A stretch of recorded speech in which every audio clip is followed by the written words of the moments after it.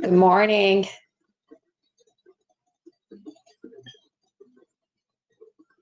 Mayor, can you hear me? I can. And this is Mr. Rand. You're breaking up. I can hear you. There I am. You can hear me? Yep. Okay. Everybody's nodding their head, so I assume they can see me. Okay. Good morning. Yeah.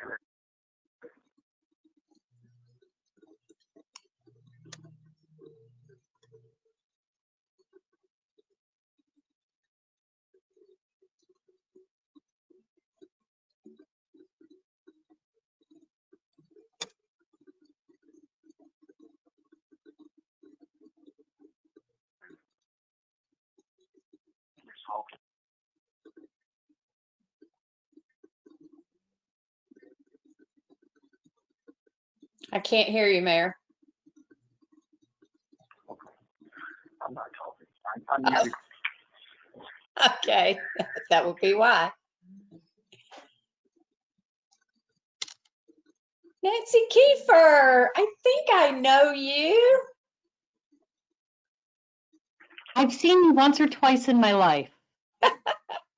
And Sue, I know you. And Robin.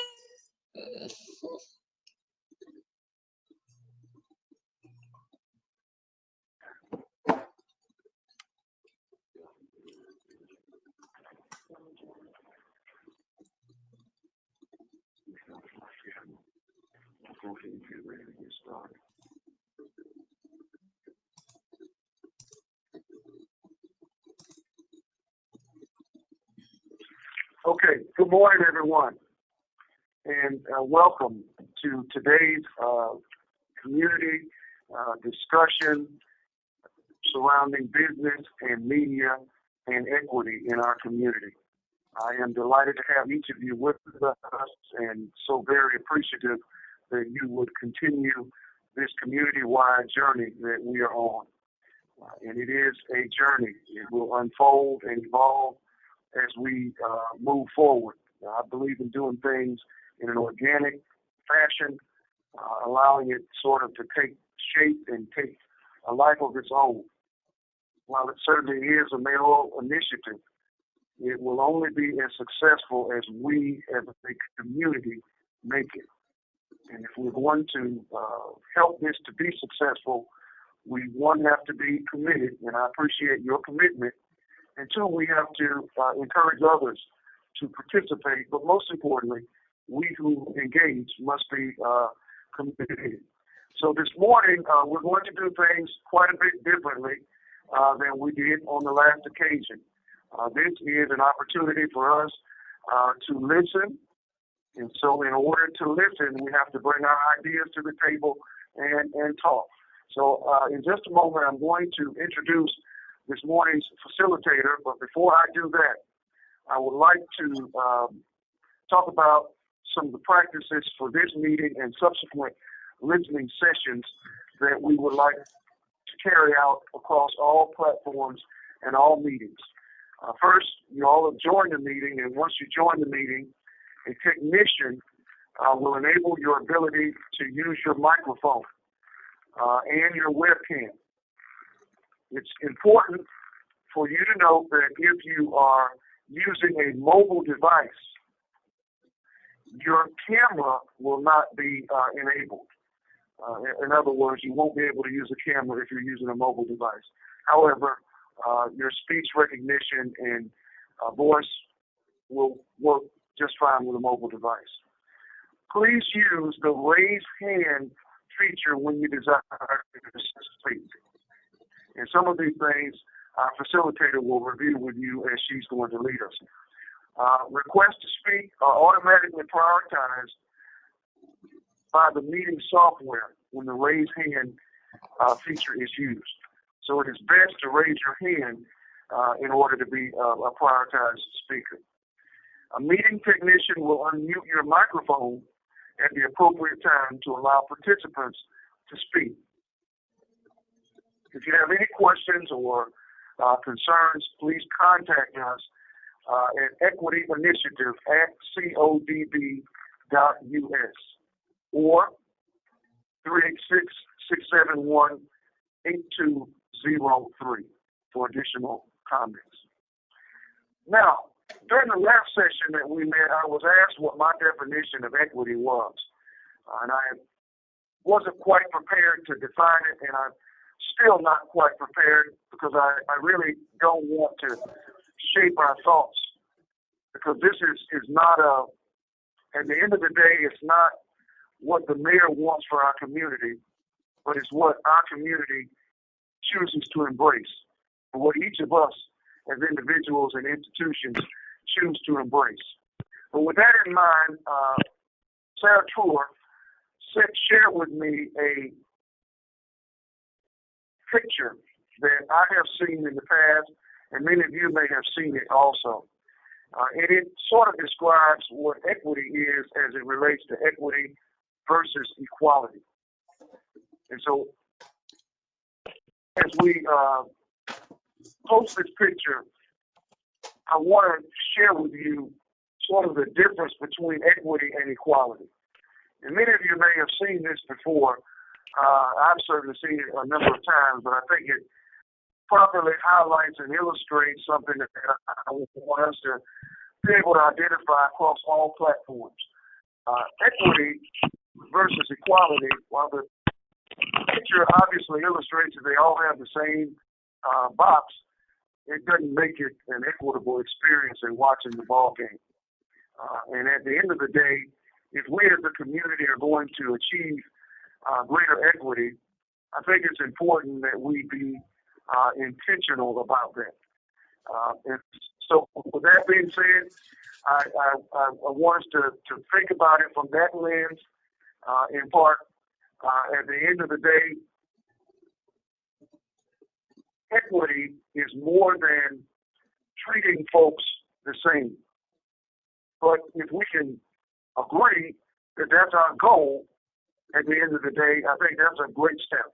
If we just start there by saying that our overall agenda and objective is to ensure that people at least are given a level platform. And then we can move beyond that to work on issues of equity.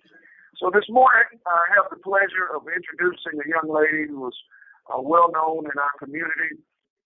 Despite not having been here the majority of her life, she has certainly committed herself to hard work and committed herself to our community, both as an entrepreneur and as a professional. Teresa Rand is the founder and president of Rand Consulting, which specializes in speaking, training, and career coaching. As a certified strengths finder and DISC coach, she leads teams and individuals in developing their strengths in order to excel in their chosen career. She helps them find a new career or start a business. She is also a certified personal trainer, a yoga teacher, and a meditation guide, as well as a former 11-time marathoner and triathlete. I feel for Bob at home. I'm married to a certified trainer as well. Teresa facilitates the inaugural Daytona State College Professional Women's Exchange program and is the organizer of the Boss Lady community, which assists and supports women in developing their leadership skills. As the former CEO of the Blue Chip Flagler Family YMCA, she has more than 29 years of expertise in fundraising and staff development. She managed budgets from $3 million to $35 million and employees numbering over 1,000. Rand holds a BS degree in business administration from Jacksonville University. She is a past board chair of the Daytona Regional Chamber of Commerce, a member of the Daytona Beach NASCAR Checkered Flag Committee, and the Halifax Civic League. She serves as a board member for the Stuart Marshman and Healthcare Foundation and Tiger Bay. She and her husband, Bob Rand, have 5 children and 6 grandchildren. Please join me in welcoming this morning's facilitator for the business and media section of our community conversation, Ms. Teresa Rand. Thank you, Mayor. Thank you. And I know a lot of faces on here, a lot of names that I see in the participant group. So I wanted to start this morning by really saying this is what the mayor has titled a listening session. And I want to be clear that the people that are listening are the mayor and I. We need the rest of you to talk. But we also need you to be open and listening to others' opinions and or experiences. So I'm just going to go over a couple of ground rules. I call them rules of engagement as we go through this. And I'm glad we have someone working this system, Mayor, because I'm pretty much an expert on Zoom, but not on this webinar go-to meeting. So hopefully somebody else is monitoring raised hands and all of those things, because I don't know a whole lot about this particular platform. But I did want to start by talking about what this is and what it is not. And it is an opportunity for us to come together and create community. I think if I can speak for the mayor, I'm sure he'll correct me if I'm wrong. That's really the whole purpose behind these listening sessions and all the various topics of education, media, criminal justice, clergy, and social work around this conversation of equity. And I'm excited to be part of it. What I want to say that it's not this morning is this is not the platform where we're educating or we're lecturing or we're debating. We truly are going to ask some questions just to start the conversation, and then the conversation will go wherever it goes.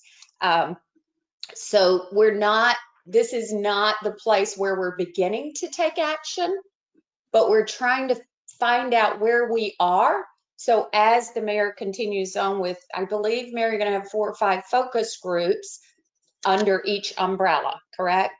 And that's where we'll get some actionable items. But I'm a believer that we have to know where we are in order to figure out where we're going. And so that's really the purpose of today. We want to focus on equality, our equity for all citizens as it relates to our business community and as it relates to our media in our community. So if you have something with education or criminal justice, it's not that that's not important for this conversation, but that's a different group. So if you do, we'll put that in the parking lot, if you will, and we'll make sure to share those comments with the various groups if you're not able to attend those.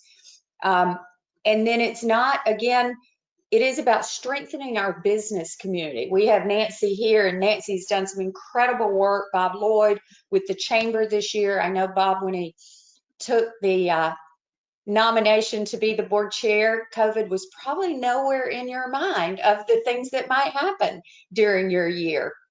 But you've done a tremendous job thus far, you and Nancy and the board, in leading our business community through this. So I'll just take this opportunity to say thank you for what you've done and what you're doing. So now our rules of engagement. We want to stick to the topic. Our topic is business and media. We want to be brief in your comments. So while you probably have a whole lot to say on this topic, if you can make your comments brief and succinct. I think we have about 30 people on the call last time I looked. So we want to give an opportunity for everybody to talk. So your comments are important, but just keep them succinct, on topic, and brief. And we want to I would like for everyone to speak from their own experience or their own business. So what I mean by that is when you're talking, it's about I. It's not about they believe or they think or they did. So that we are talking about our own direct experiences and not third party and what might have happened or what somebody told us happened, if that makes sense. And then, of course, being respectful of each other, hopefully with this group goes without saying. So with those ground rules, Mayor, anything to add before we toss out a ball, to use your analogy of the first question? No, ma'am. No. Okay. Sounds great. So I wanted to start with the question of why are you here this morning? Why are you choosing to participate in this initiative, specifically the business media side? And if you will, give us your name the first time you speak, give us your full name and who you're representing. And then if you speak after that, you can just remind us of your name. Who's monitoring the question? Where is the place to raise your hand? Yeah, see, I don't know that, Mayor. I don't mind going first if that's okay. Okay, and I saw Robin literally raise her hand. Because I can't find it anywhere, but I could see I I could know, I unmute. don't see it either, and I don't know enough of, I should have done better homework. I don't know enough about this. There's also, I do see the chat button, so you can use that, but I think we have a few enough people that we can actually have conversation. So, Bob, please. Bob, you froze. There you are.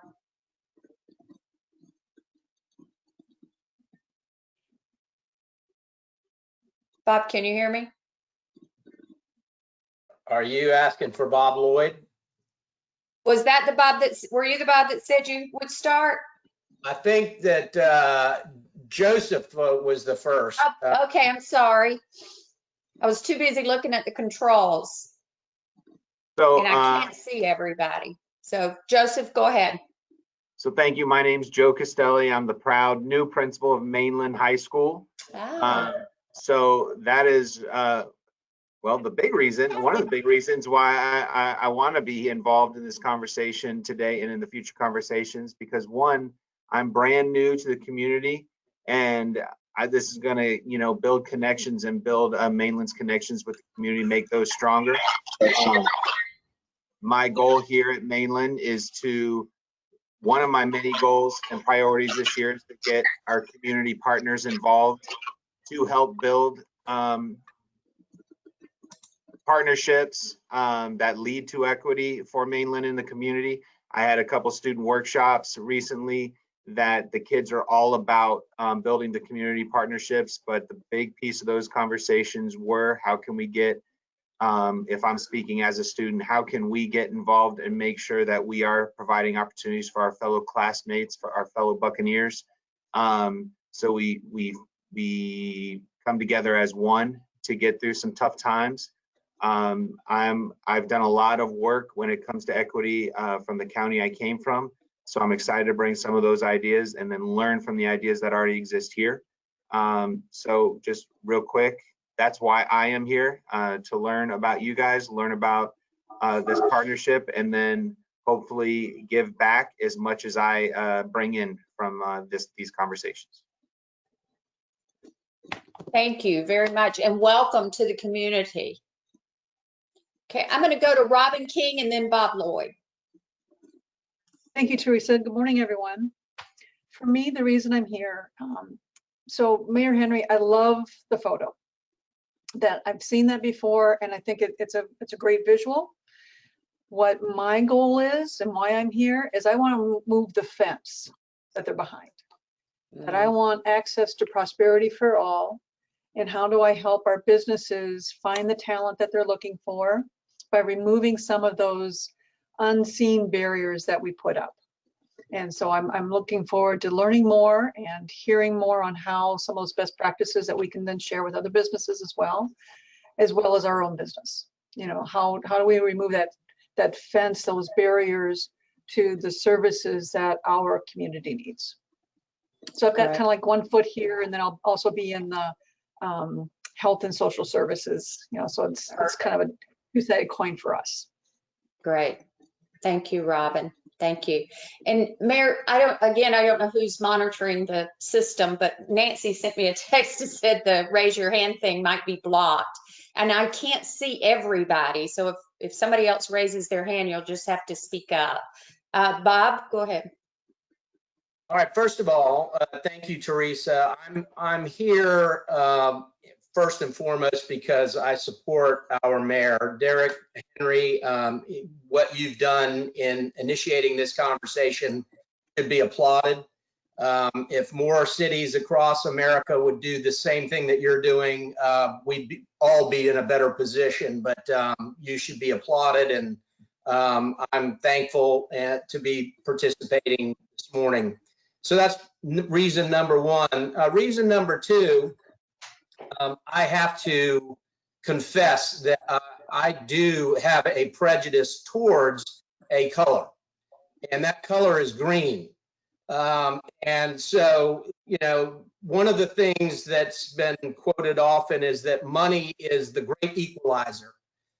So when we talk about business and commerce in the Daytona Beach area, you know, how do we make sure that the socioeconomic opportunities are equitable, that are fair, and that we see improvement across the community? And so we have some definite socioeconomic issues in our community as other communities across our country.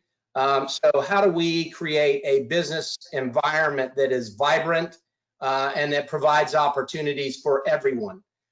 So, you know, that's really the reason that I'm here on behalf of the chamber. And as Teresa alluded, yeah, I didn't see COVID-19 coming. So we had a lot of things kind of in the works and opportunities in front of us that frankly are causing us to kind of reevaluate, you know, what is our economy going to look like when we get through the pandemic, and when is that going to be? So we have some real challenges on our hands. So in dealing with equity and trying to solve some of those social fault lines that have existed for centuries, and at the same time deal with economic evolution that frankly none of us in our lifetimes have ever experienced. So, you know, we have some real challenges in front of us, and that's, again, I'm rambling on, but that's the reason that I'm here, and I'm looking forward to listening and learning. Great. Thank you, Bob. One thing I forgot to say at the beginning is this is being recorded.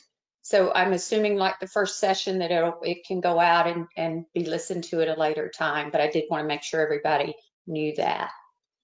Who else would like to tell us why they're here today? Teresa, I'm happy to. Keith Norden Hi, with Keith. Team Volusia. Good morning. Good morning, Teresa. It's great to see you, and great to see you, Mayor Henry. I appreciate your bringing this group together, Mayor.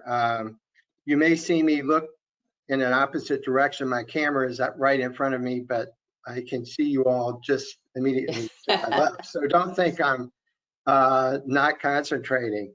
I wanted to thank you for bringing this group together. You immediately,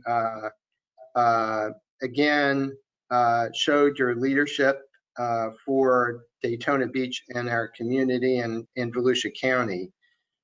Since we are the official recruitment arm for Volusia County and its cities and Daytona Beach, our companies that we recruit globally are looking at how we handle equity and inclusion. They look around when they visit. They want to make sure that we are treating everyone equal because they're coming to us from not only around the country, but also from Europe and Asia. So just about 4 years ago, we had Cecilia Mowat, who is a practicing attorney, but also a consultant, talk about inclusive economic development. And some of you were at the annual meeting, but it is actually a mirror of what you were trying to do. Inclusiveness, equality, bringing everyone to the table. So we we really appreciate your efforts. And having recruited companies throughout my career and bringing companies into the area and being a resident here, it's very important that we look at these issues and we do it up front. So I appreciate your leadership, Mayor Henry. Great. I'll say something. Yes, Can everybody hear James. me? Hi, everybody. Yes, James. Mr. Hi. Mayor, how are you today, sir? And Great, thanks, Jay. basically for some of probably, I know a couple of you over there, but I want to make sure that there is representation from the Black community, obviously, on this committee. I'm not really sure what the goal of this committee is, frankly, because I've been here listening. We're introducing ourselves right now, but I'm not sure when you say media business, what it is that we will do or what input you're asking from us in reference to what the long-term goal will be. But I do know, I'm listening to Keith and I'm listening to Robert, and you all are talking about recruiting and being inclusive, which again, across the railroad track, you're not doing it, point blank. I mean, there's not enough major companies or whatnot that are in the Black community that are making any kind of James, money. I don't know if you can still hear us, but you Yeah. froze. Can you Actually, hear me now? everybody did. I'm here. I Mayor, can see everybody. can you hear me? Can everybody hear me? Yeah, I think I can hear everybody you can hear me fine. fine, Teresa. I figured maybe I said too much and somebody froze me. But anyways, No, you're good. I don't have a filter. It is what it is. But I really want more going on in where predominantly Black folks are living. I mean, I'm looking at Beach Street, and for the 10th time, they're repaving it or doing something new to the sidewalk, whereas 2nd Avenue has yet to be, since the streetscape back in the 80s, it hasn't been redone yet. So let's look at that for example. So you're investing monies and you're putting things. I know it has to do with the CRA and a few other things, but having said all of that, if you're going to invest or reinvest, find some funds that will continually make the predominantly Black areas more attractive to major businesses. Okay, and we do need to promote the area. I mean, most folks don't realize that 30 to 40%. And Mr. Mayor, you can contradict me if I'm wrong, but the last census, I believe, said that about 30% of, at least 35% of the city was Black, right? It was something around that percentage. But I beg to differ that it's higher than that, because again, we as in Black folks are not responding to the census like we should be. So I would just say, let's say half of the city is Black because everybody else is moving out to the outer cities, to the Port Orange, to Ormond, to Deltona, to wherever, and Black folks are staying in Daytona. That's a good thing. Why not recruit more people? And I'm glad to see that more affordable housing is starting to come to the city, Mr. Mayor, which will attract more working class people, which are not just Black people. We tend to get labeled as working poor, but there are Black people that have money too. But again, there are messages that are being sent out, such as the story the news journal ran the other day about all these plantations that we now have in our city. How many plantations are we having that we're bringing back? Let's just put it on the table. So this is the message that is going out there. We, as far as the media goes, what the city needs to do is redo the messaging. I've seen things that the chamber has done when you all are promoting the city. I might see a Black baby or a child in your promotions, but I don't see Black adults in your promotions. You don't promote anything that's in the Black part of the city when you're doing a national promotions. So that needs to be done. That needs to be looked at. But again, more needs to be done to bring in major companies in the predominantly Black area so that the taxes are going into our CRA, so more can be built, or something needs to be done differently to the CRA to bring in more money so that our streets can be paved or sidewalks can be redone more than once every 25 years. But I'm just rambling on now because, again, eventually I want to hear, Mr. Mayor, what you want us to do as a part of this committee. And at that point, I'll carry on. But hello, everybody. We'll get to know each other if I continue to be a part of this. Mr. Harper, I will just offline because I kind of laid that out in the past, and I don't want to This is a listening session, so the objective this morning is simply to listen and to try to find out where we perceive ourselves to be. I'll be happy to discuss that with you offline. Discuss with me what offline, Mr. Mayor. The question that you have as to what our purpose is. This is a listening session, so the goal is to listen to the community and those involved in this discussion as it relates to their perception of where we are as a community, how we are doing things, that we just whatever's on our mind and our hearts this morning. And that will be taken into an action group. Many of these very same people are people who I think can make some actionable changes either in their agencies, institutions, or spheres of influence. So I'd be happy to discuss that further with you, offline, but this morning I want to stay on the topic of simply listening to where we feel and perceive ourselves to be as it relates to equity in media and business. Those two areas that we're focusing on this morning. Okay, I wasn't quite sure what you were requesting for us to talk about specifically. So basically, this morning you wanted us to talk about where we are perceived to be. We have a facilitator, and the objective is simply to have a conversation about where we perceive ourselves to be, how we're doing in this area, whatever's on the hearts of those participants, so that can then be taken and discussed with folks who are more action-oriented. But it's not for me to decide. I'm not trying to control the narrative or the dialogue. I would like the facilitator to do that. I just wanted to answer your question.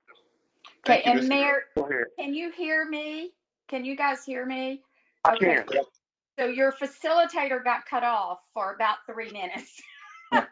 So I apologize, and that's why I'm glad we're recording this. I'm now back on, but I'm on my iPad.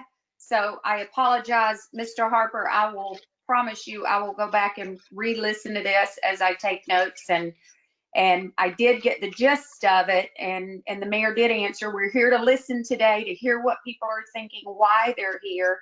And the mayor made it clear in the first session that the focus groups will be turning out action items. So today is to kind of figure out where we are and why we're showing up and why we're doing this. And then the focus groups will take some action. Anyone else want to talk about why they're here before I lead into the next question? I just want to say real quick that, I really think that if we're going to move forward, business, industry, media will drive that change, and I want to be a part of it. I'd love to work with Mr. Harper. I was on a Black business website trying to see what's in Daytona Beach as Black businesses, and there aren't many listed. And I know there's more out there. We need to get them listed. We need to get them promoted, and I'd love to be a part of making that happen. Great. Anyone else before I move on? Yes. Can you hear me? Yes. My name is Sharon Hawkins and Irvin White. Good evening, everyone. We are business owners in Daytona Beach, commercial and residential. We are here because we have a big concern about the redevelopment area, which we call the Black area. These areas, our concern is everything is growing up around these areas, and the redevelopment area is not growing at all. So I'm here to see if we can make some business. We don't, Mr. Mark said it best, there are no business because we're being either zoned out or pushed out. So my concern is how can we make these areas grow? Because everywhere else is growing except in the redevelopment area. So thank you. Thank you. Thank you for your comments. Thank you. Can I say something? This is County Commissioner Billy Wheeler. Hi, Billy. Of course. I'm sorry. I was in my car when this whole thing started, so I'm on my cell phone trying to get into my condo here so I can actually pull it up. But I'm here because a lot of my district is the area that we're discussing, and I think in some ways, I think this side of 95 in some areas have been neglected or just bypassed. And it's time to help the urban sprawl come back, and I would love to see it being brought back. Brown and Brown is certainly starting that motion, but we need to do it on the other side of Ridgewood too, between Ridgewood and Nova area. And I'm here to do whatever I can to move things forward for my district. Great. Thank you. So I think we've had a good segue into the next question, with the next question being to spur our conversation, to continue our conversation.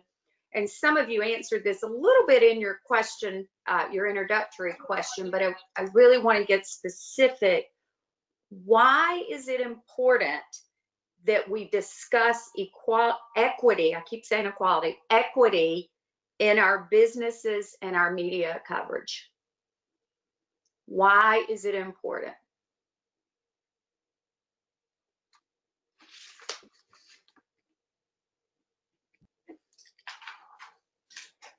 I'll go first again. Okay, So, Joe, thank you. From the school standpoint, it's all about creating opportunities for our kids to see what's out there. When I bring in successful individuals or successful businesses into the school, and the kids see, oh, okay, wow, that opportunity is out there for me. I didn't know that existed. Maybe I can do an internship there. Maybe I can talk to that person to see what their path was, how they even got there. We all know, kids, we were all there once too. We think we only see the tip of the iceberg.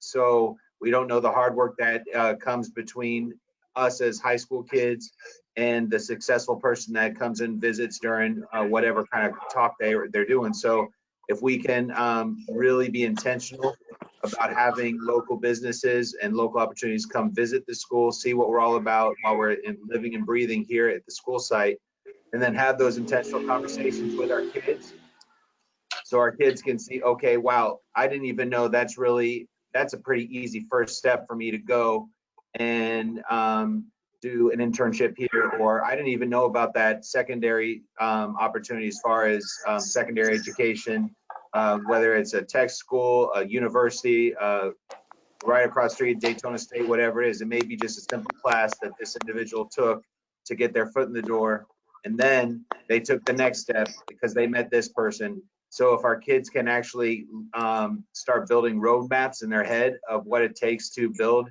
and be a productive business owner or influencer in our community, I think that's a big piece of, not necessarily we're missing, but we can be much more intentional about at any school, of just giving kids access to those roadmaps that seem to be just not that much, or not readily available, and they're easily, it's an easy process to make available if we just invite those opportunities onto our campus.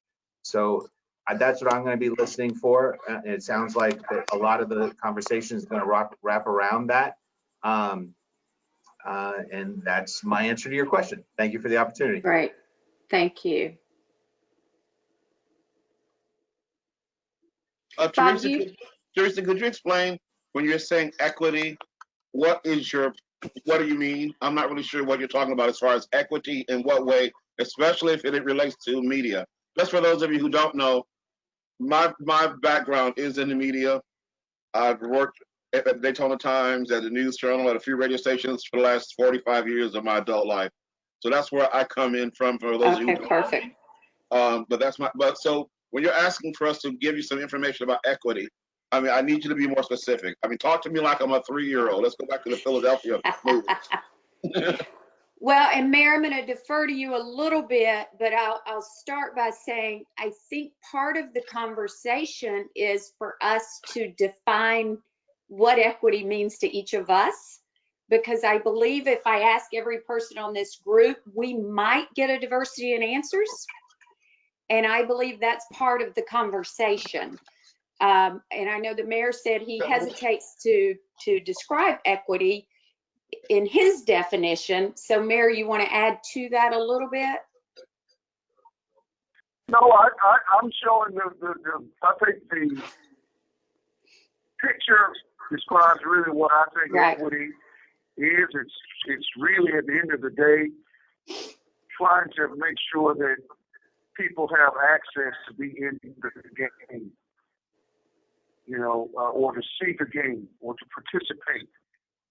There are, and whatever the barriers that inhibit a person from, say, we have a young lady who wants to be an engineer.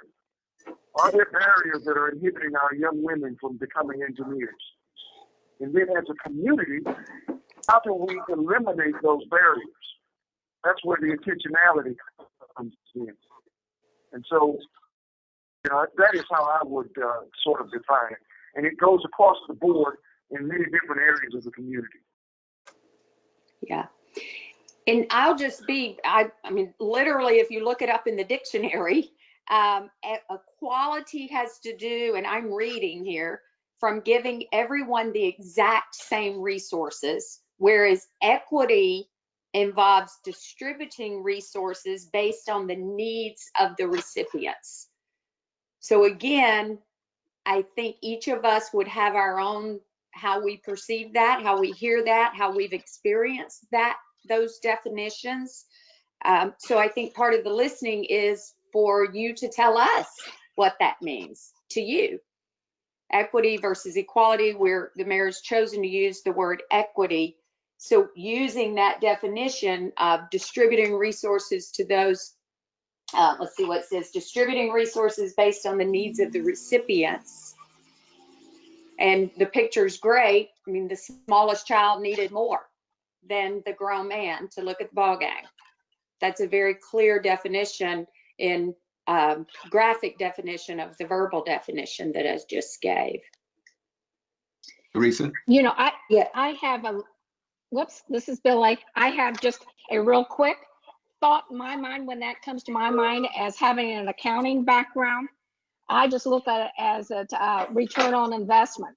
How much do you, if we put more into an area, we're going to get the return. So if we put more in the education or the schools and some of those areas that need to be equal with the other areas, I think the return is going to be visible in all areas, economically as well as other areas. But I kind of look at return on investment. It's how much we give is what we're going to get back from that community. Well, and Bob, I think you said that in a very different way, using your favorite color. I mean, at the end of the day, it really does come down to that in a lot of ways. And I know, because my specialty is women's work, that, when we have diversity in our system, there's a lot of studies out there that we're all better off. Diversity in our business, diversity in media, all of that. Which, those details are a conversation for another day. But I think, Bob, and I don't want to speak for you, but you're saying something similar to what Billy's saying. Would that be? I just, again, without repeating my previous remarks, and I kind of wear two hats here this morning. One on behalf of as chairman of the chamber, but also as a senior officer at Brown & Brown. And so, when we think about Brown & Brown, we think about the building there at 220 South Ridgewood, and maybe the new building that's going to be on Beach Street. But, we have 10,000 teammates across the world. What are we doing locally, and what are we doing globally to make sure that we advance the interests of diversity and equity and inclusion? So let's talk about it from a very local standpoint, because it does apply on a global basis. And that is, the world runs on green. And if you have a diversity program, I don't care what you're doing in a business, and it leaves a segment of your population out, it's not sustainable long term, and it's not good ultimately for the communities in which the businesses are located. So we have to focus on what kind of opportunities are we creating because again, money is a great equalizer. So, what kinds of opportunities are we providing for people, regardless of color, regardless of gender, regardless of sexual orientation, or any other disparate kind of distinction, to provide equity? And so when you look at equity, and again, I'll put my lawyer hat on, you have courts of law and you have courts of equity. And equity is ultimately fairness, providing fairness and opportunity to people. So fairness in the justice system, or fairness in business opportunities. So that's kind of where it comes down to. And I do believe in that. I think that ultimately, if you give everybody a fair shot and you allow them to rise based upon their talents, we're all going to be better off. And so our investment at Brown & Brown, looking at what we're doing on Beach Street, is not simply a north-south equation. How do we create opportunities that go east and west? How do we stretch what we're seeing on Beach Street to Mary McLeod Bethune Boulevard? And so we're investing in making sure that, for instance, Bethune-Cookman University, when you look at Bethune-Cookman University, it's easy to look at it as an HBCU that fulfills an educational mission, but it also has a significant economic impact on our community. And so how do we make sure that we support and sustain Bethune-Cookman University and create an economic corridor that runs from east to west, from Bethune-Cookman University down to Beach Street and beyond? And so we've got to link our community, create those economic opportunities for all people. Could I jump in here at this point and say something to Robert? I know you said you work for Brown & Brown, and you all have started the construction of the new building on B Street. But I would like you, when you go back over to that construction site, look and see how many number of Black folks are actually working on that construction site. Okay? When you go back to Lloyd, when you go back to Brown & Brown, look and see how many Black people are actually working in your building, in that building. All right, look, because you're talking about equity and you're talking about green, but a lot of Black folks aren't getting any of that green in their pocket, because unfortunately, a lot of we kind of go in reverse. I can remember back in 1980 when affirmative action was a good thing, when it became a bad thing. So if you go to many companies right now here in Daytona Beach, you will see very few Blacks are working on the front lines. There was a time when a lot of so-called white-owned companies were looking to diversify their employment makeup, make sure at least one Black person was on the front counter. But you can go to many companies right now. Some of them are small businesses. I understand that. They can't hire only so many people. But again, I haven't been in Brown & Brown. I don't know what your diversity is. I have driven by the construction site. I've noticed not any Black folks working on the construction site.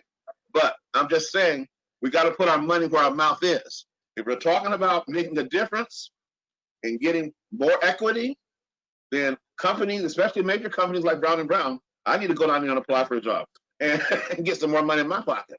But we all have to do more to help the small working class person get more money in their pocket, especially Right. Black Lives Matter, right?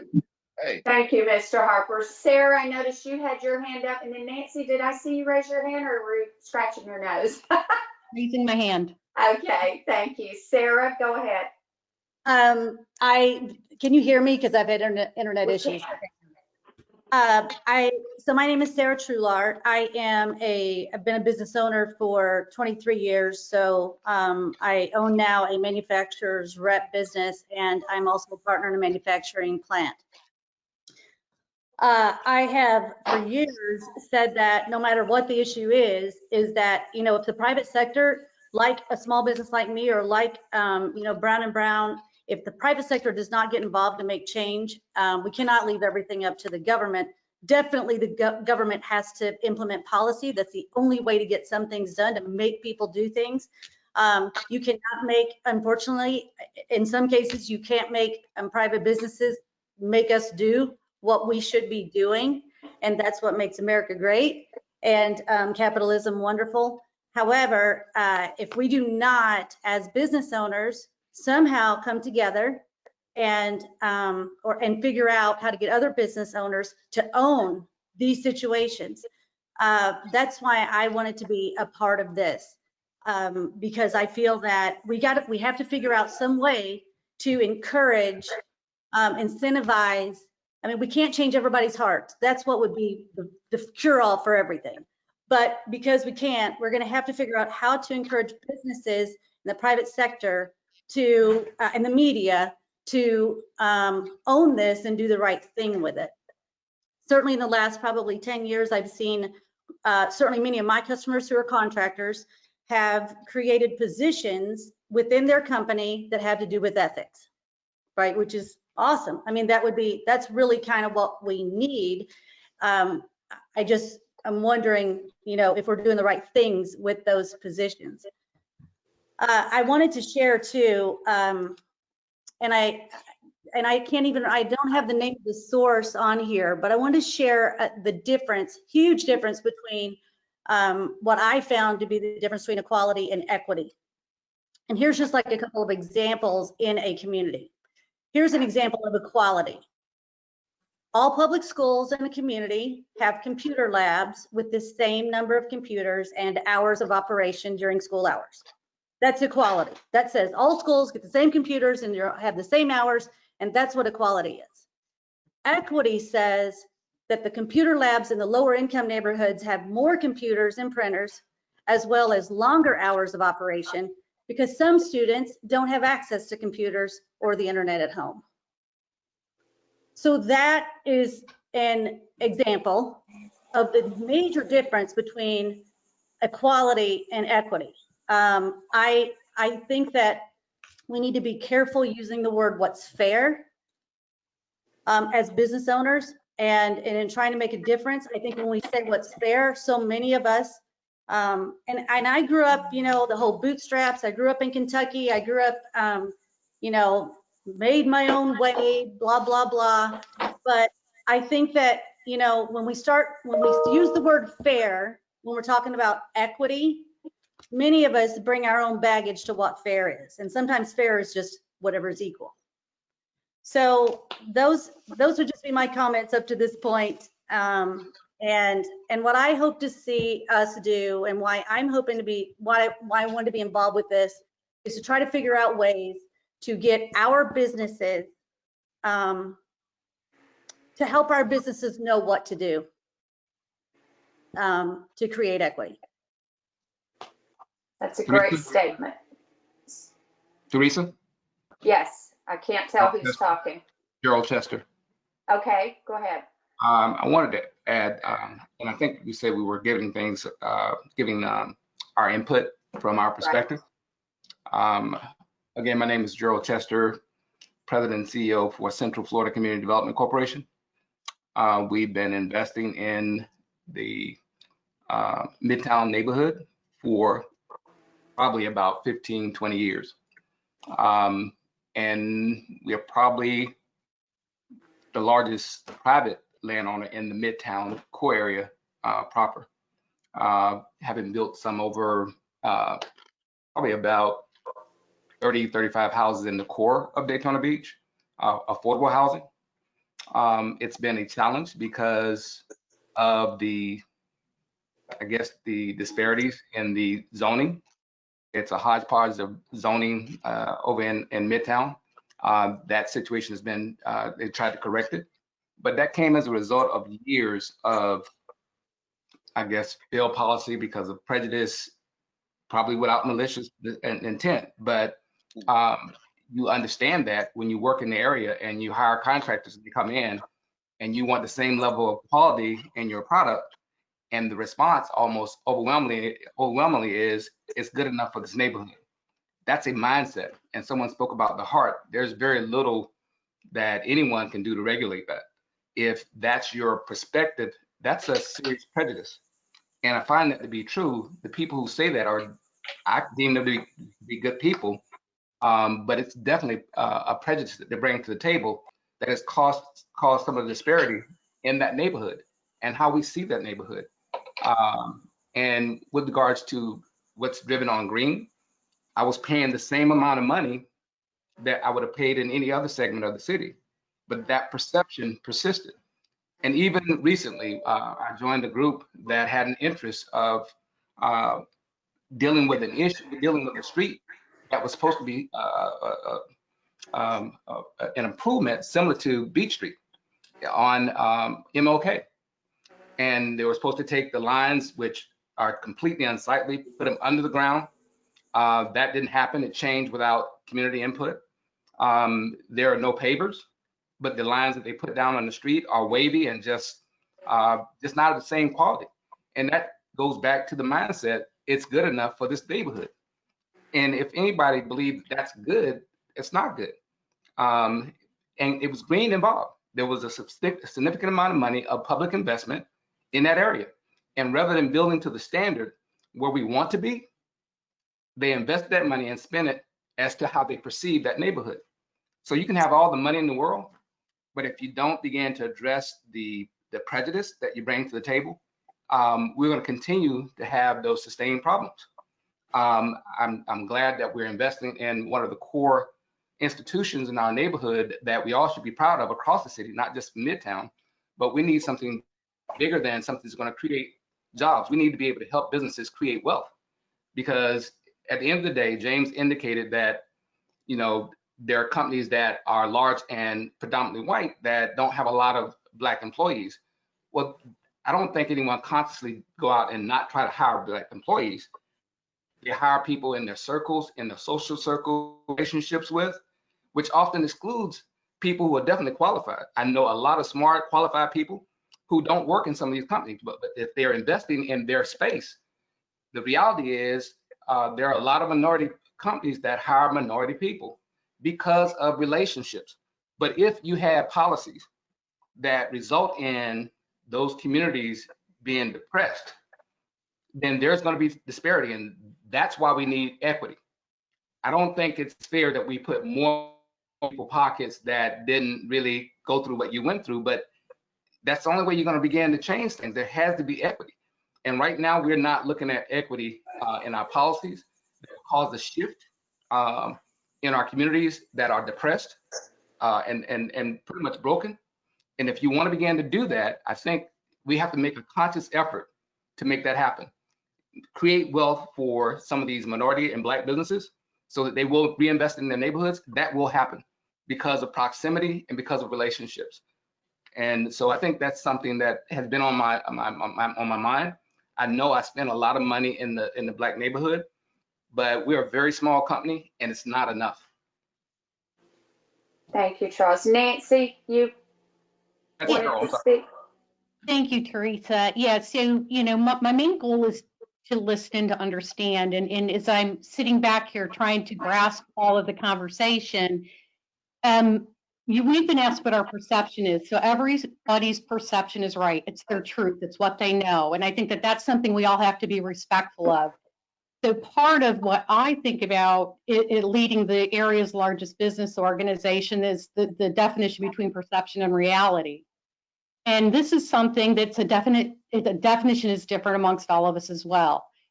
So as I look at all of this, our job is to, you know, first and foremost, make sure that we're talking from, you know, and understanding what the data is. What is the perception? What are our data points for equality and equity and demographics in our community? And I think that that's something we need to look at, and we need to understand what that is.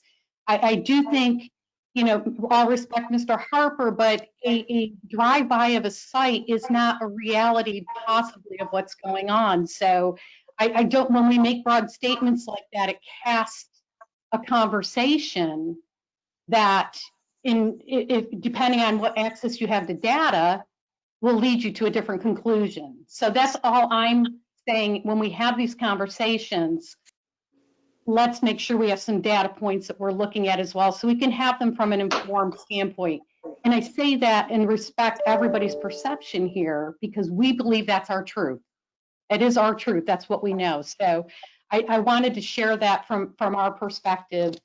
In also right from the beginning, our job is to provide a platform for success. And the graphic you use in this conversation to start it out is where we come from at the chamber too. We provide a platform, how people use that platform, how they contribute to that platform, what that means to them is different. But we are here with all good intentions to listen and to figure out where we take this as a business community moving forward. Great. Thank you, Nancy. Anyone else before I throw out a different topic? Well, can I give you a data point? So NASCAR, did their things a few weeks back and took down the Confederate flag at all races. That's great. I mean, that's great on a world view, but I'd love to know what the percentage of minorities work in that building over there on ISB. We need to work on Daytona Beach as a community, and that's who I would want to work on is NASCAR. What are you doing locally, Daytona Beach, and particularly the minority community? Thank you, Mark. Hello? Hello? Did I hear lose me? Can you guys hear me? Yes. You can. Okay. I'm having all Can kind of you hear me? computer issues here.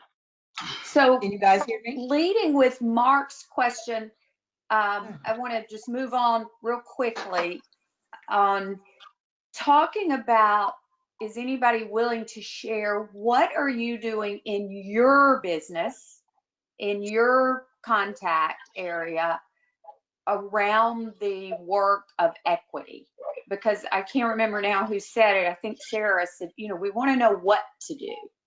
So I would like to ask the question, what are you currently doing around the work of equity in your business? Not perceptions, not somebody else's business, but in your business. Are there any things anyone would want to share along those lines?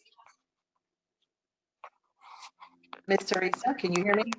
Yes, I can. Sorry, I'm dealing with an iPad for sound and a desktop for pictures. So, Mr. yes. Irvin White would like to speak on something. You go back to something if you don't mind. Okay. Yes, my name is Irvin White, and I am a small investor in Daytona Beach. And the problem that we have is that the local banks will not lend money to Black entrepreneurs in the enterprise zone. So that reason, in saying that, how can you make your community grow when you can't get funds from a major lending agent? I don't care how good your credit is. I don't care how much collateral you have. It's always be a problem when you're trying to get money to invest in the enterprise zone. And I done made a living out of the enterprise zone in Daytona Beach from 1971 out of high school in Daytona.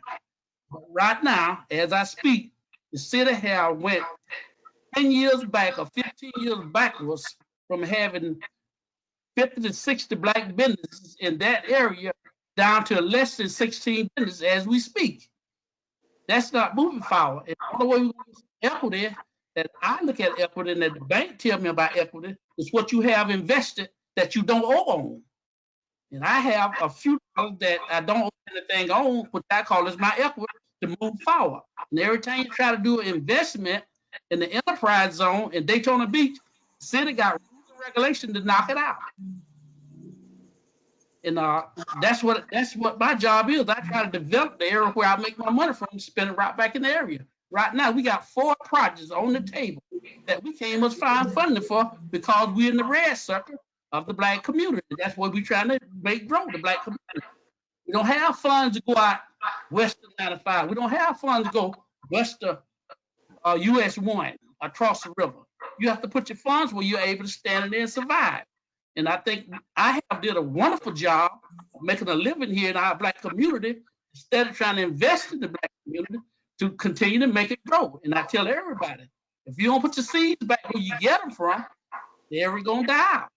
And so until we get the major banks or someone to come in here that lend money in the area for folks that live in the area that knows what it takes to make the state and make things happen, it's not gonna happen. Right. All Thank this you. talking and all this talking, and I don't see anything being predicted.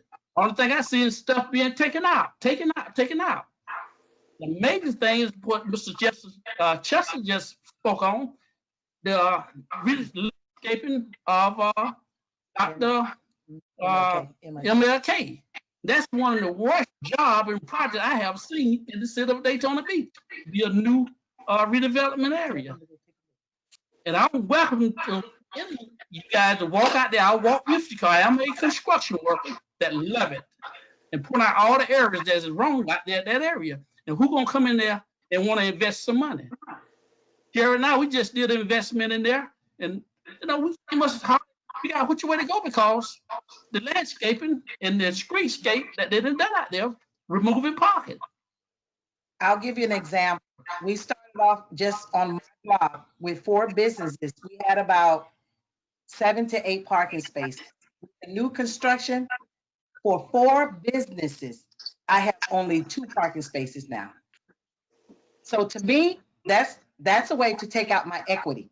I have just lost my equity because now I can't run my business the way it should be ran because now I have nowhere for them to park. And I have spoke with the mayor and I have spoke with the commissioners. I have spoke with the general manager stating that if you're going to take my parking from me, you must provide parking back to me. I would love for everyone to take their time to come out and look at MLK. Because when we talk about unfair and no equity, there's no equity there. The equity has been taken out of these areas. And I have been in business for over 30 years. So thank you. Thank you for your comments. I just got a text from Cheryl Coxwell, and I can't see her, but she would like to speak. Cheryl, can you hear me? Hi, yes, I can hear you, and I hope you guys can hear me. We can. I heard Mark McCurdy's comment regarding NASCAR, and I apologize, I'm multitasking, so I couldn't respond right away. But I would say that, from our business, yes, I mean, you've seen the recent news, but I can tell you that we've had programs in place and a very strong initiative since we're going on about 15, almost 16 years now. We have a very strong NASCAR diversity internship program, which has led to quite a few jobs within our industry. And I think I think you'd be surprised at some of the things that we are doing here, but like everything, there's more that we can do, and we believe in the equity proposition and are anxious to work with this group as it moves forward as well. So if there's individual conversations, we're happy to have them. Brandon Thompson, who's our Vice President of Diversity and Inclusion, was unable to join us this morning, but he's planning to be a part of this going forward. Okay, great. Thank you, Cheryl. Sarah, and then Mr. Harper. I think that so just going back to that question about what am I doing? Thank you. What it should all come back to for all of us is what are we doing? When we do look around our offices as employers and we see nothing but white faces, then, we can implement or talk about all the equity all that we want. But if we're not actually walking the walk, then this is just smoke and mirrors. So this is just a waste of time. I know that myself, I have some investment properties. One of those investment properties is on Beach Street. I rent that property to a young, amazing Black woman who has lived there now for 6 years. It's a 2-bedroom condo. I rent it for $650 a month. We've never raised her rent for as long as she's been there. I know what she makes. I know she can't afford any more than that. She has 2 kids. So I think, and I have other properties that I make way more than than maybe what it costs me. But I think that, if you want, you've got to literally intentionally make that decision and walk the walk. As an employer, our plant in South Carolina, in Lawrence, South Carolina, you look at our plant of like 30 employees, there's like almost 50% are not white. And that was intentional. So I think that, you know, for NASCAR or any employer, Brown and Brown, any employer that has got something going on and it's not obvious to the rest of us and to the broader community. One of the things that I read about what businesses can do, one of the most important things is to not be silent and to actually share what you're doing, so that you can be a role model for all of the other businesses, so that we know what you're doing, so that we even know what to do and to implement ourselves. So I would encourage, if NASCAR has this going on in this 15 years of this, there's a way to use our media and to get that message out to the rest of us from your business through the media to make a difference. Thank you, Sarah. Thank you. Mr. Harper? Hello?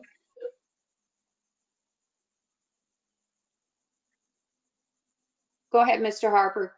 We can't hear you. Can you guys still hear Can't me? hear you.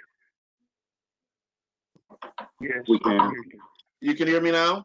Now we can. Okay, thank you. I was muted by an organizer. I won't call him out. But Wasn't me. all right. Having said that, you know, I've worked many. I mean, even though journalism is my primary career, having a degree in it, I've worked other jobs in this area too. I've worked at the Speedway with Cheryl Coxwell. I didn't work with her, and Cheryl and I are classmates. We're Hawks from Spruce Street. And I also went to school with Lisa France and Brian France. We all graduated at the same time.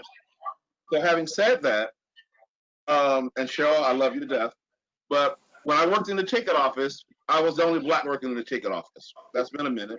I don't think it's changed that much. In reference to the call center, I worked there at the call center too. There were a few of us working in the call center as well. So they do have initiatives. One of the last interviews I did with Bill France, the father, he was working on an initiative called Mission United, I believe. That's why a lot of people think that getting rid of the Confederate flag is something new that the children are doing. But their father was actually working toward this back in the day. And that never got out in the media like it should have been. But that was something he was doing about 15 years ago. Having said that, my point I want to make, and Bill France had a lot that he was trying to make going on in reference to black issues, because he was a very big supporter of Elon Von Scarlett Golden. We all know that. He and Charles Cherry were very good friends. People wouldn't know that on the outside, but on the inside, I met with him, Mr. Cherry, on many occasions. So just having said that, I let people know that there's a lot that goes on behind the scenes that a lot of people don't know about. Now, in reference to the schooling, I want to say something about schools.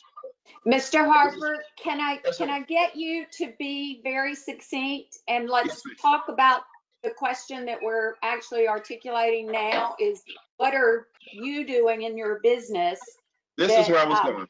Okay, thank you, because there's someone else that wants to speak that has to get off the call shortly. Thank you. Okay, I'll just, again, right now, what I would like to do, what I'd like to be able to bring to the table is to help the city do more in reference to its public relations. I know Susan Sorbonne has a lot on her table, on her plate. So if I can help in any way with my journalistic skills to help them do more in social media, do more to get the word out, do more, because they don't do, the city doesn't do any press releases that I know of, because I never see them coming to the Daytona Times. I'll leave it at that until we go to another topic. Thank you.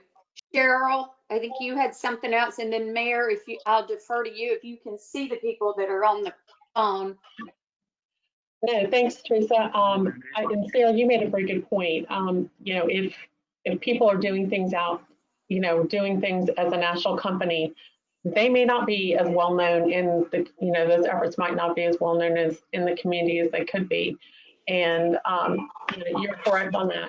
I will tell you that the programs that I spoke of were our national programs. So for our internship program, for example, we bring in interns from all over the country, and we're a national company, and we bring them in from everywhere. So agreed, but that's part of the reason that we're part of this, is that this is our community. So now, I think going forward, from our standpoint, is learning more about what we can do here locally. This is our home. Yeah, thank you. Thank you, Cheryl. So I know there's some people on the phone that want to speak. I'm just going to ask somebody to start Hello. talking. Hi, I just jumped in. Okay, can everybody hear me?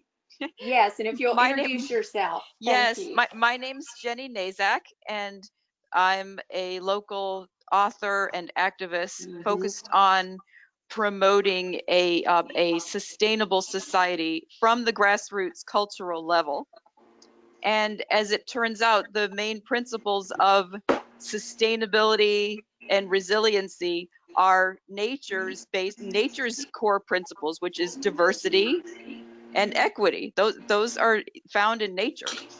And so this is very near and dear to me. And I'm backing up to question 1 because my interest in this topic has to do with small business, micro business. Some of the most vibrant areas of a city are the old core urban areas. Why are they more productive?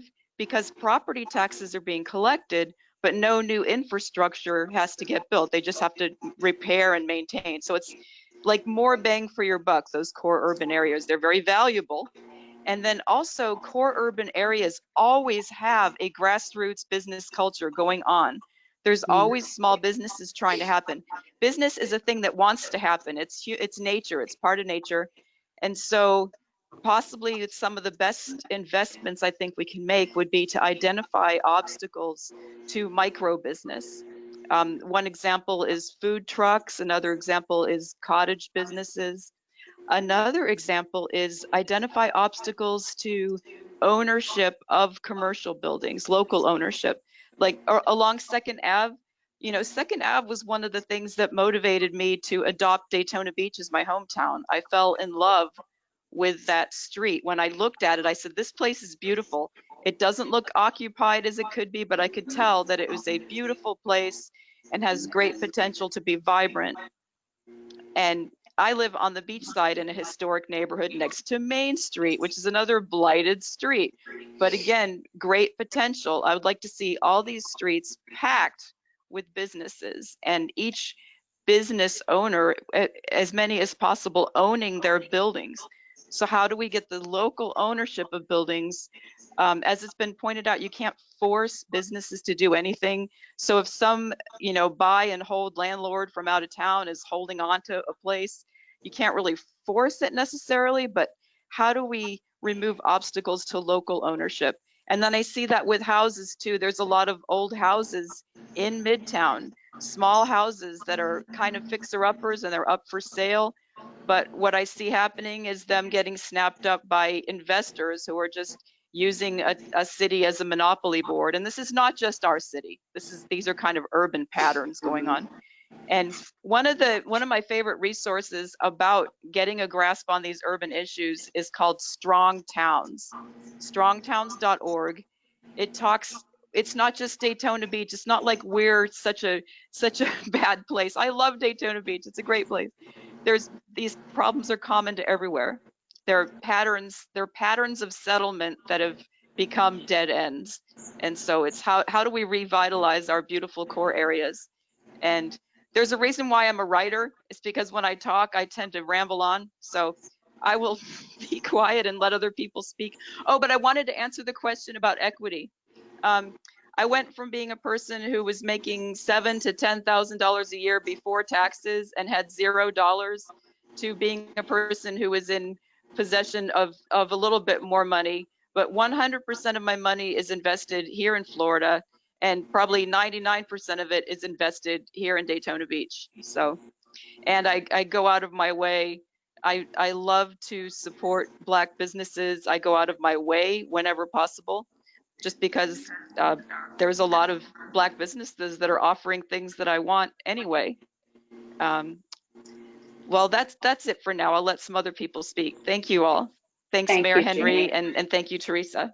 Bye. Thank you, Jenny. Yeah. Thank you. As we continue to move forward, I just want to one more time remind everybody, let's try to talk about, and Jenny, you did a great job, and Sarah, what are you doing in your business, or what can you do in your business around this topic of equity? You know, Cheryl shared some things with NASCAR that maybe were new to some of us. You know, Sarah asked the question, what are we doing? You know, what can we do? I think was the way she put it. So I really want to hear if you're doing something in your business as it relates to equity, and if not, what maybe are some resources you need to do that. One of the questions in the original session to the mayor was about resources, city resources for this work, and the mayor gave a great answer that it was a simple answer: there are none. And the work has to be done outside of the budget of the government, which is why we're asking, what can we individually do in our businesses, in our schools, in our churches, recognizing the issues that have been brought up here today. And again, it's a listening session, so those things obviously have to be heard and have to be talked about.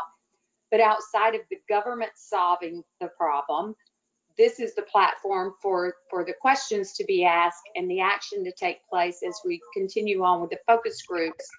So as we get toward our last 30 minutes or so, what are you doing?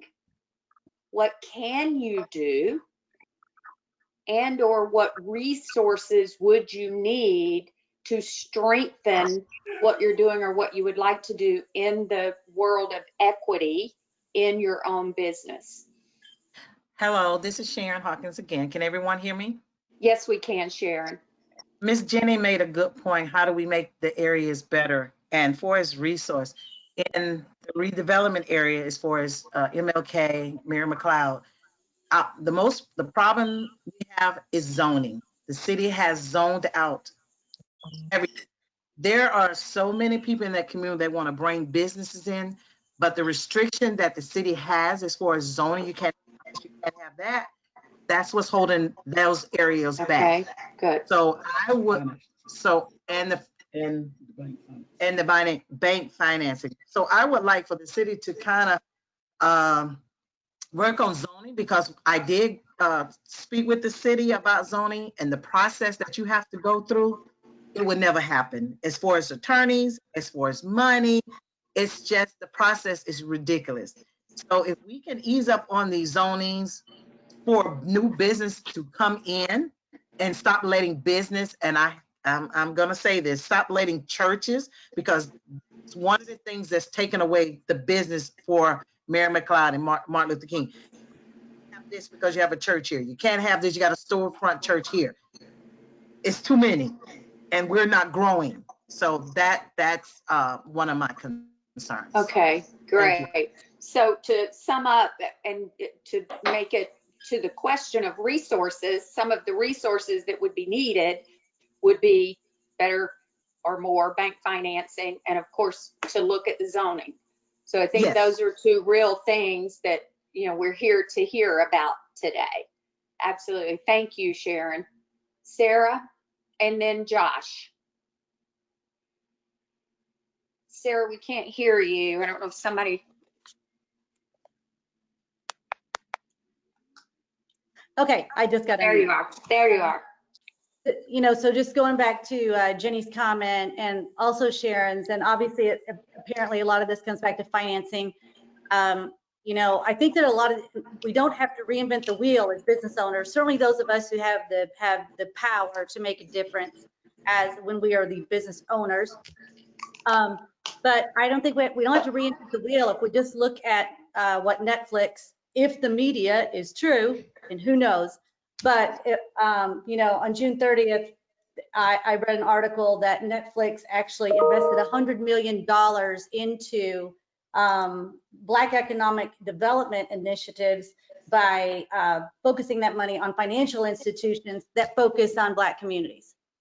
So I think here again is a great opportunity where the not necessarily private sector or corporations, non-government, can literally get involved and make a huge difference and invest money into communities, into like this, into Black banks, banks owned by the Black community, and invest that money into those communities like Sharon is talking about. So I think that that's just, I just want to mention that as an idea as to how we can literally, and again, we have to be intentional as business owners and actually get in and do the work to try to make that happen. Thank you, Sarah. And just so we did have a banker on the call who literally just had to get off the call, but put in the chat to the organizers that she wanted to know, everybody knows she was here, she was represented, and she was listening. So, Josh? Sure. I hope my internet's going to cooperate here. Yeah. Good morning, everybody. Josh McCann with Daytona Tortugas. Sorry, I came in a few minutes late. We were finishing up a staff meeting, but I am very grateful to be part of this conversation. I think it's an important conversation for our community, and especially for our organization, you know, playing at Jackie Robinson Ballpark. You know, this is a responsibility that we take very seriously. And I think we, you know, we need to continue to be part of this conversation and part of any solutions that we can. I was going to say one thing I think in terms of resources that would be helpful, just I think from a personal standpoint as well as perhaps from an organizational standpoint, would be a list of Black-owned businesses. I think that's a good starting point that I haven't seen. I don't know if that exists anywhere. Nancy or Mayor Henry, if you can speak to that, please chime in here. But I asked a couple people on Twitter a few weeks ago and didn't hear anything. So I would be happy to be corrected if there is such a list, and if not, I think we should get busy creating one. Thank you, Josh. Miss Teresa. Yes, Nancy, and then someone else that I can't see, but was that It you, was Miss Sharon? Can you Okay. mention the banker that was online? Yeah, actually, she said, let me read, and then Nancy, I've got you. Let me find it, Sharon, because it was in the chat room. It was Karen Jacobs. Karen Jacobs, thank you. Yes, from Bank of America. She said, I want to be part of this group and part of the solution. I am with Bank of America. I would love the opportunity to speak with the gentleman about funds for lending. So Karen Jacobs with Bank of America. And Okay, she had to jump off. Okay, good. Nancy. Just a quick comment, and you know, again, part of this listening, you know, one of the things we have not done, and I'm very interested in the conversation going on, is actually ask businesses what their ownership is. We did not want to come across as being, you know, nosy about their business. So we honestly don't know as minority-owned businesses, and I think that's something that we would be willing to further look into if that's going to be an important part of the conversation moving forward and utilize for the right reason. Great, thank you. And let's see, Adrian Berry, is there an Adrian out there that wanted to speak? Teresa, this is Robin. I don't think you've seen Gerald Chester. He's had his hand up a little bit. I know you can't see all the photos, so just yeah, I can't. Gerald, I can actually see the top of your head, and that's, I apologize. Your head wasn't moving, so it was not intentional. Now I can see your face. So please, thank you, Robin. Go ahead, Mr. Chester. I want to get back to the question, what are we doing to address this issue of equity? Thank you. I know, one, the government cannot solve our problems. I've been working in community development for years, like I said. And one of the things I know to be true about the Midtown area is that the zoning issues that we have there are really restricted for business, any business. And so I've been working with a smaller group of technicians trying to develop a strategy to go to the city to let them know what we need to see if we can make that happen administratively, so that the cost that typically a developer would pay, we could have it kind of mitigated, so that we will create some zoning opportunities for businesses to thrive. Maybe about 8 years ago, I actually had the opportunity to run a 7M program, which is SBA's direct lending program. and we made investments in about $800,000 in the Midtown area. We got a chance to flip that once, and the city was encouraged to make investments in that pool. Ultimately, when you're doing business in areas where it's restrictive, you have to go out and make requests for waivers, and there are other impediments to doing business in that corridor. Obviously, those businesses lost money, and we ended up losing a portion of that money. And then there was a complete turnover. In the process of actually doing those loans, trying to work with those small businesses, the zoning issues became more prevalent. Now, 2nd Avenue from MLK probably all the way up to the railroad track is zoned for education. So if you don't have an education business, if you're not training, then there's very little you can do there unless you go for a waiver. You're never grandfathered in, and it's just a challenge. And so because there are a lot of small businesses that know that we've gone through the process, they've come to us for assistance, not understanding that no one is really picking on them. It's just the zoning that prohibits them from doing the business the way they need to do business. And so we need to look at fixing that. And that's something that the government can do without a lot of expense.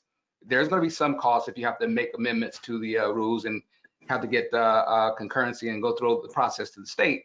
But I think that's something the city can aid us in doing administratively. I don't have the answers yet, but we're actually developing a group of technicians to bring that to bear. That also impairs your ability to do conventional or traditional financing, because if you're not zoned properly, that's going to be one of the barriers to getting traditional or conventional financing. And so there are issues after issues in that particular area that people don't have the interest of becoming involved with, because it's, to be quite frank, it's cost prohibitive with regards to time and money, because it is about money. So because it is green, developers are not really rushing there. And I believe when they do come there, they're going to buy the land up in big swaths, and they're going to develop it based on what they have as a vision and what drives their business model, not what's good for the neighborhood. And that's been most of my concern, gentrification. I want to do this measured, in a measured manner, so that the people there can benefit and we can create wealth in the minority community. So some of the things that we're doing is driven toward trying to improve the opportunity through zoning and look at non-traditional financing. You know, I've assisted a lot of businesses, including ours, with no doc loans.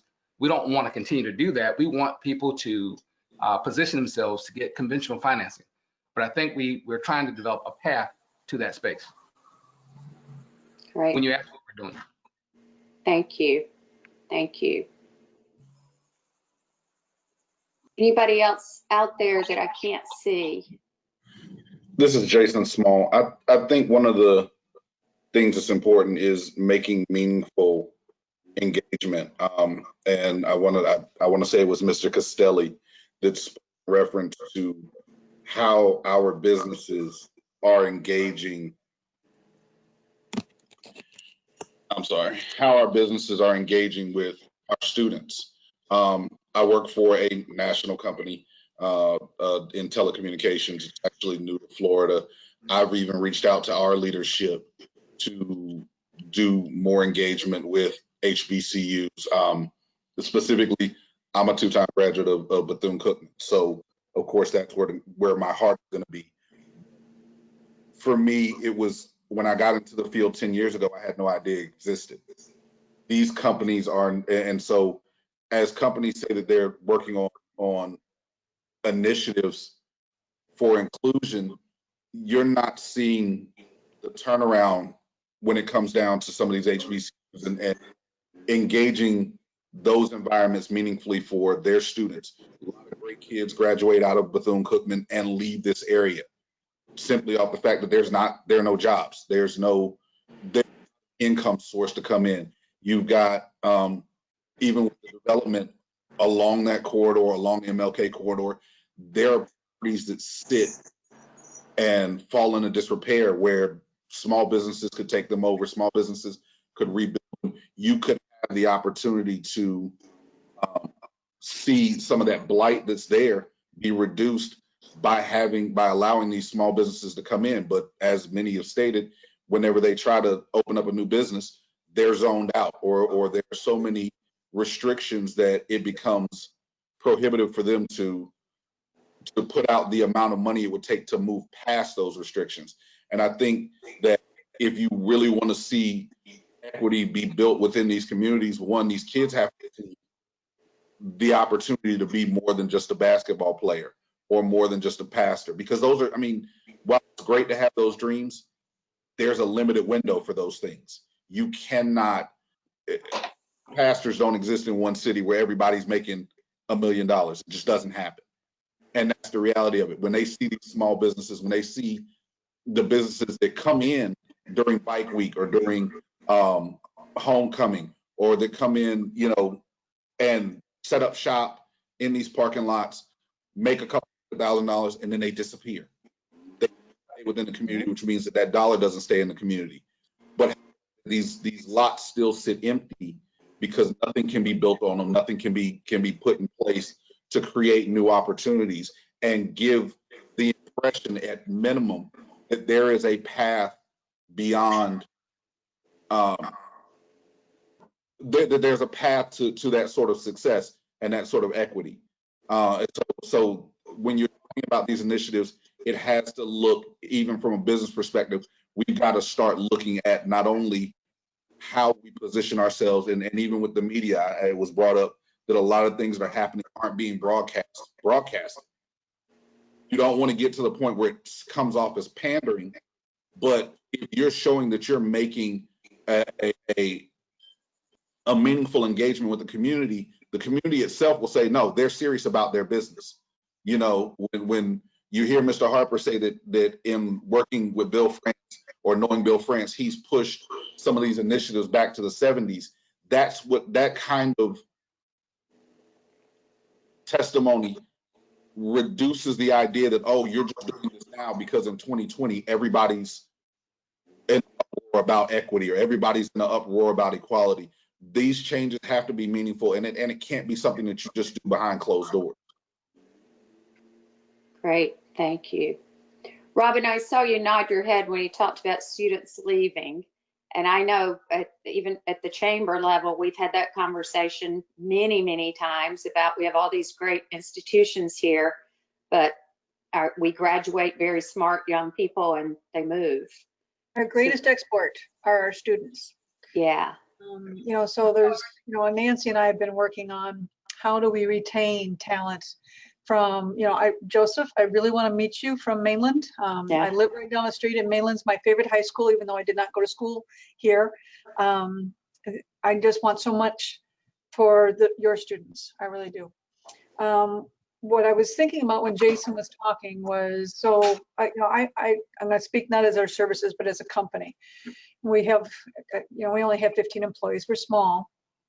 And one of the things that I had read a while back, we've always invested in our staff so that they can be better and they can always remain relevant, which is something that we also do for the community. So that's a resource that's available for businesses. But one of the things that we've been able to do is something simple like tuition reimbursement. Well, we changed that a couple of years ago. It's not tuition reimbursement. Now we just pay tuition. Yeah. So rather than making that person come up with the money, get the grade, and then pay them back, it just made it a little bit more equitable. So it's not a big thing, but it made a big difference to our, to our employees, that then they could attain something that was not available to them before. So it's not only about getting someone into that job, but how do we help them stay relevant? Because during times of crisis like this, when someone becomes unemployed, do they have the skill set that they can move into something immediately, or at least soon? So it's going back to what the mayor said. I love the fact that this is not going to be a one and done. You know, we're going to have these conversations, we're going to come up with some action plans, and then we're going to be checked on in 6 months. And then that annual summit that you had referred to in the first meeting, I just love that idea that this is a continuation of our community growing, and I'm very appreciative of that. Thank you. Absolutely. Sarah? I would just say, just hearing about the students, leaving right away, and it's exactly what my son did immediately when he graduated. And so, I would just add on to, I think that we're all aware that part of this issue with businesses and with equity is paying a living wage. And if, as business owners, if we do not, or as businesses, if we do not pay a living wage based on the rents and home ownership, et cetera, in our community, then we're going to lose our students, obviously. And paying a living wage is just another way of providing equity. When we do look around and see the makeup of our employees, we need to also be looking around and seeing what do we pay those employees as well, and how does that relate to actually living here in our community. So Great, thank you. You bring up a great, just a quick side note I'll share as we're getting to the last few minutes, because I want to give the mayor a chance to kind of recap and close us out here in the next few minutes. But my daughter was working on a conversation similar to this in her city, which happens to be Jacksonville. And there were diverse groups of thought trying to come together.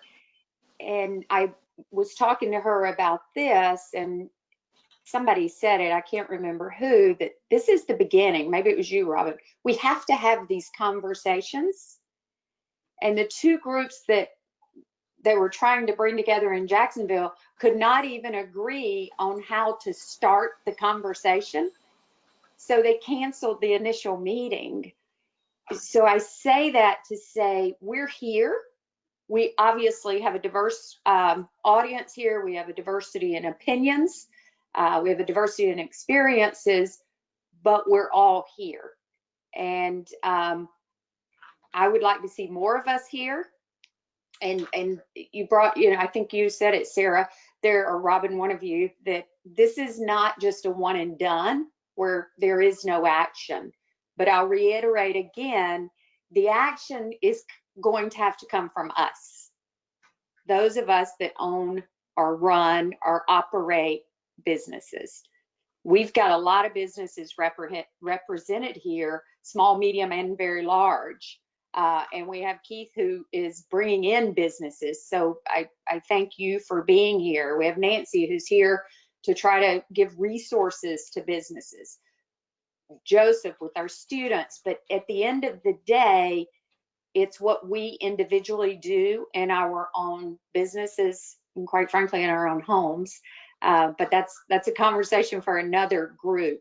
So, Mayor, do you want to throw out one last question, or you want to kind of start wrapping us up? I know there's a lot of curiosity, I think, about what's next, the focus groups and those type of things. And I believe the education group meets this afternoon. Yes, with my dear friend Primrose running.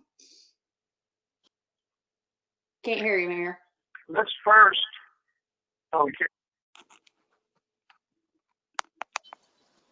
we can't hear you. And they can't hear me. Now we can. Can you hear me now? Okay, yes. Sorry. Let's commence by asking, is there anyone on the phone who would like to express an idea or a thought in another direction? Go ahead. Because we have several callers on the phone. Well, let me again express my gratitude to everyone who has participated this morning in this listening session, and that for me is what it is and has been. We are going to take pictures of things that were said. We will come back on the week of the 20th of this week, plan a day for the week of the 20th of this month for this same group to meet. However, there will be others who will join us who are folks who are in a position to essentially effectuate change. This has been a session for us to hear your opinions and to say where you think that we are. We welcome everyone to come back and listen, but the next session, I really would like folks to consider what actionable steps you can take in your space, in your business, or in your agency, effectuate change? How can you enhance equity in our community in Daytona Beach? As I have not tried to define that for you, but at the end of the day, I think that picture is a good place for people to kind of begin. How can you give someone else, may not have an opportunity right now to be in the game? How can you give them an opportunity to be in the game, to see the game, to participate in the game, to benefit, as Bob illustrates, from the economics of our capitalist society, someone who has a passion and a desire. And then another thing, and what Ms. Rand and I will do is we will sit down and we will sort of come up with a list of things that we want you to look at and to consider, questions for you when we come back. Because what we're going to do is we're going to arrange those facilitators' schedule. But I'm letting you all know that it will, end of the week, we will send you an email as to the date and the time. It will be virtual again. But I also want you to consider ways that you can collaborate with one another. Because we don't want to operate in silos. So when you come to our next session, think about ways that what best practices you can share. What best practices that you are already utilizing in your place of work. Some of which you all have mentioned today. Because we want to collaborate, consider sharing those. Consider sending those to us via email. If you have thoughts. I received a beautiful email from Sarah today that had some great information and insight. And what staff will do is I will share that with them. They will then take all of that information and they're going to pass that on to you. We want everyone to consider taking an assessment, taking an equity battery to consider where either your place of work is or where you are as an individual. So these are things that we're going to share with you. This is an organic process that we want to take a journey. I'm trying to give some measure of guidance. I realize that we operate as a society with a need for guidance. What is the end goal? For me, the end goal is a more equitable city. And if you can do something, if you can commit yourself to that agenda, then we're halfway there. After the commitment, and so here's where we're going. I want you to come back and say, what way can you help to eliminate a barrier for someone else? I discussed a barrier earlier this morning. Mr. Harper discussed several barriers for different folks. The folks from Midtown, Ms. Hawkins, have illustrated a barrier that they're experiencing economically as well as it relates to city policies. Okay, well, let's consider what ways we can come back with an agenda and a commitment to eliminating these barriers. And then let's push forward after we do that, because I want everyone to have an actionable plan. Try to think of ways that you can say that this is something that 6 months from now, we will be able to measure whether we've done something different. Measurable outcome. And some of the metrics might not be all hardcore. It might be that we did a training. We committed ourselves to doing a training on what equity looks like in our agency. Well, we went to a training. But after we do all of those sorts of things, what's something that we can try to do, and we'll be able to come back as a city and say, these are things that we've done over the last 6 months or so, 8 months, and come back annually and sort of try to convene ourselves and hopefully move our city forward. Great. Does it resonate with you all? Okay. Very good. If that is it, if I will let Ms. Rand, if you have any remarks for the good of the order, I appreciate everyone's time. I'm very committed to ensuring that we stay within a time frame that respects everyone's schedule. We'll try to schedule these, 2 hours and try to end it a little bit early. But if you can't be on calls the entire time, of course that's okay. But go out and recruit some other folks. Yes. And bring in other folks, because and other folks who can make change. This was really our opportunity to hear from our community constituents, to hear their voice. Now we want to start talking to each other about how we can do things in a better way that really creates a more equitable city. Ms. Rand. Yeah, I think it's well said, Mayor, and I would encourage everyone, this has been recorded, so I assume we can get that out to the participants today, so that as you're inviting people, they may want to hear this conversation today, so that we don't spend time in the focus groups repeating. We'll certainly put this in a concise document that we'll start the focus groups with, I think is what the mayor was alluding to, but share it. It is going to take the whole community to make these changes. Big businesses, small businesses, those that are out there that support businesses. It's going to take more than one person. And as we've said many times today, it's going to take more than just the city or the government to do this important work. And often on calls like this, sometimes I feel like I'm working with another diversity group on some other things. And I often feel like I'm preaching to the choir, because you're showing up because you care and you want to see some change.